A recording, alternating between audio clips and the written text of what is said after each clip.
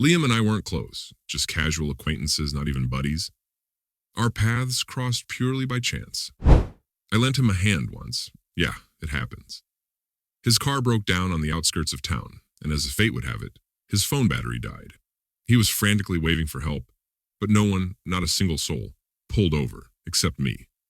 I stopped, we hooked up his car with a makeshift tow, and I hauled it all the way to his place. After that, Liam took my number and vowed to repay me sincerely and wholeheartedly, as he put it. He wasn't all talk either. He kept his word.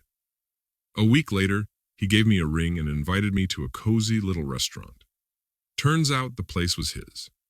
We had a great time sipping on some fine cognac, enjoying delicious dishes, and chatting about life for hours.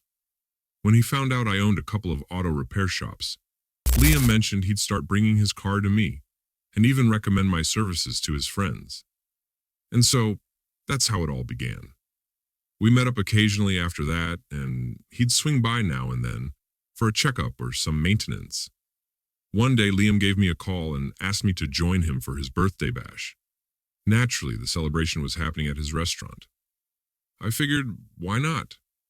My wife was off on a week-long business trip anyway. These trips had never been a thing for her before, but about 2 years ago, she got promoted. Since then, she's had to travel quite a bit. The most frustrating part was that we could never plan anything. They'd spring these trips on her out of nowhere. One moment everything's normal, and by lunchtime, she'd be on the phone telling me she's leaving either that night or the next morning. But there was an upside to these trips. When she got back, our intimacy and connection seemed to spark up again. We always had a tender, loving relationship. But after she returned, there was this renewed excitement. We'd hold hands more, whisper sweet nothings, and of course, indulge in all sorts of affectionate nonsense. The downside, though, was that these trips were either getting more frequent or longer. She used to be gone once every couple of months, but now it could be twice a month or for a full 2 weeks at a stretch. Anyway, back to the story. On the day of Liam's party, he mentioned he wanted to introduce me to his woman. He said she was the most stunning person he'd ever laid eyes on. The catch? She's married. Her husband, as Liam put it, he's a complete loser. They haven't been intimate in ages. The guy's drunk and even had the nerve to raise his hand against her once. What a scumbag. And since they don't have kids because the man's terminally ill, she can't bring herself to leave him. She says she feels too sorry for him. But Liam's determined to push things forward, especially since they're in love.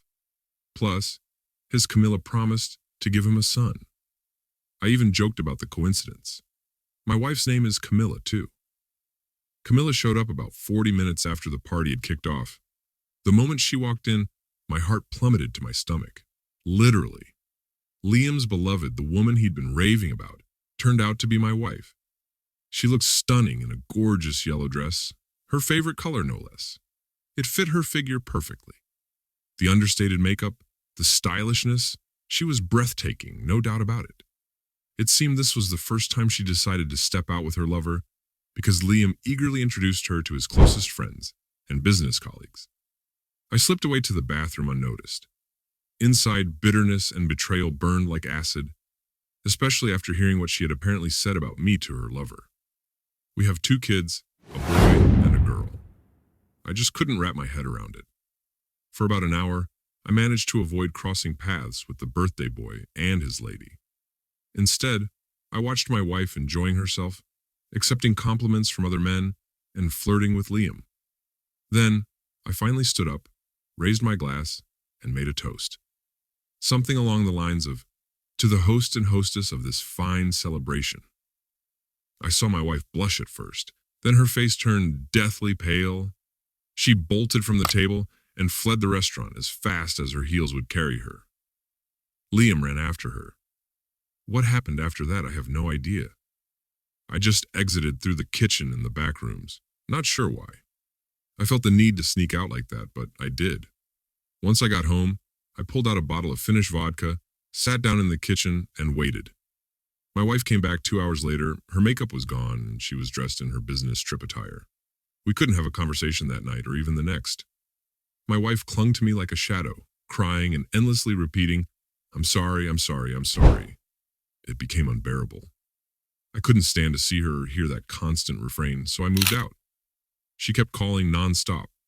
First, I had to turn off my phone, and eventually I changed my number altogether.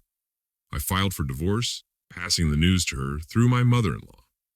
She broke down in court, refusing to go through with it, but I divided everything fairly. The business, the apartment, all the assets.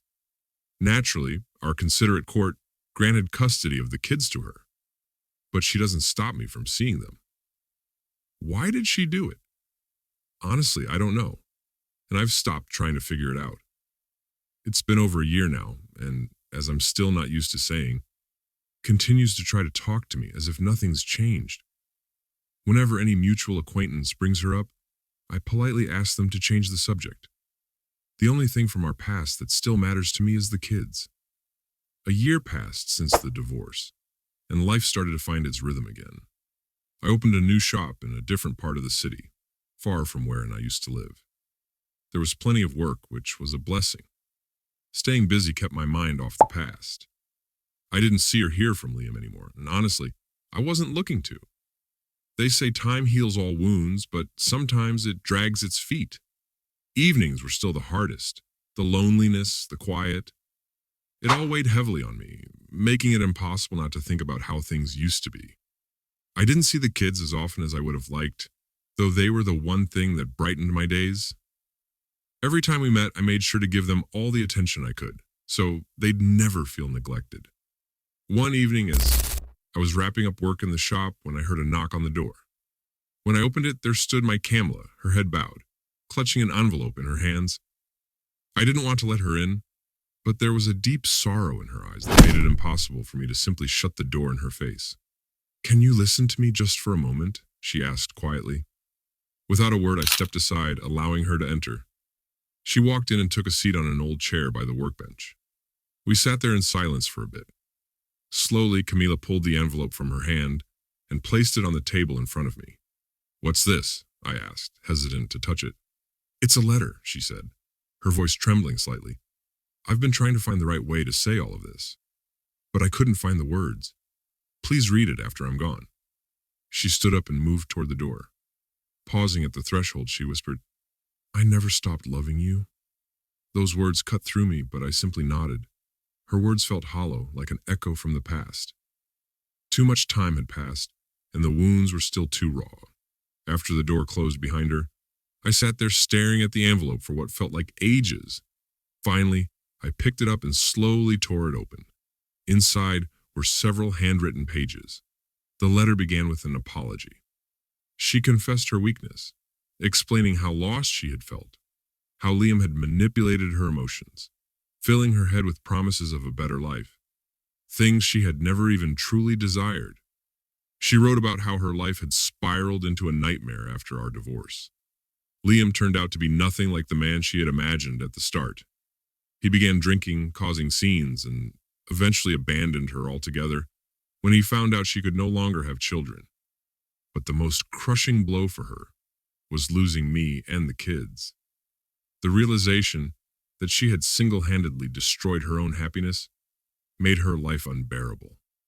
The letter was soaked in regret and sorrow, the anguish of someone who had torn apart their own world with their own hands. When I finished reading, I leaned back in my chair and closed my eyes. A whirlwind of emotions churned inside me. Anger, pity, but mostly a deep sense of emptiness. The letter didn't change anything for me. It didn't revive the feelings I once had for her. All of that was in the past, and that's where it belonged.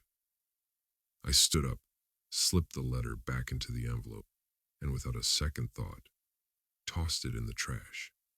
The past couldn't be rewritten, but I had the power to decide how to move forward.